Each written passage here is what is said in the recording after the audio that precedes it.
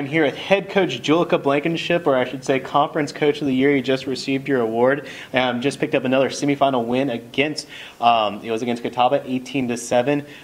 Really, it was a strong win. We were counting, you had 40 shots on goal or right around there, and limited to them just 10, 11, 12, right around there. Can you talk about how well your offense played, and also how well your defense played today?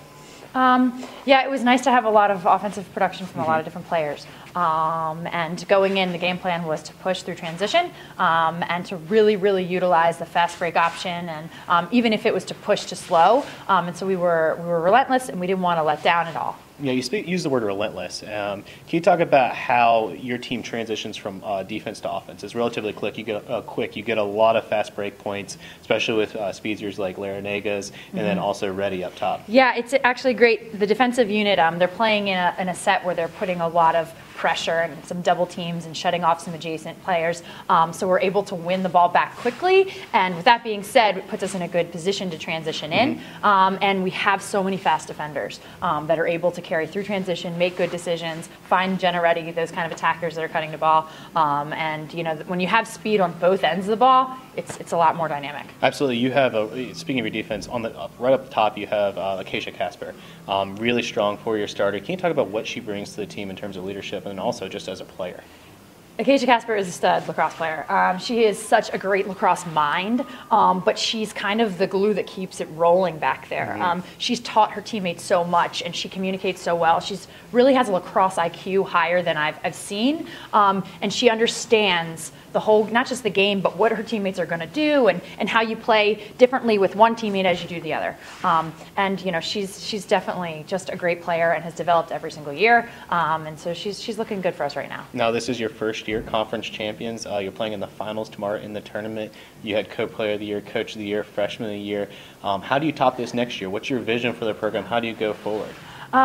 Well, like everything that we've introduced this year, it's all been new for them. So next year coming in, a lot of the things that we've introduced, it's going to be second nature, so then we're going to be able to expand upon those things. And some of these young players that are doing big things for us, sophomores, you know, they're going to be juniors. And these freshmen that are doing very well, they're going to turn into sophomores, and that means experience. So we feel like we've got a lot of momentum going forward. Absolutely. It definitely seems like that. Now, not to get ahead of yourself, you got a big game tomorrow against the winner of LR and Newberry, who's playing right now.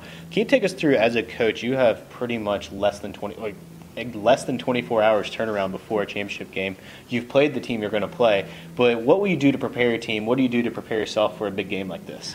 Really all week, I've been showing my team a little bit of what they could see in the championship. I show them what they could see today and what they could see tomorrow, maybe even without them really knowing that that's what we're showing them. And scouting report wise, you know, we know what the tendencies are. We know how they're going to perform.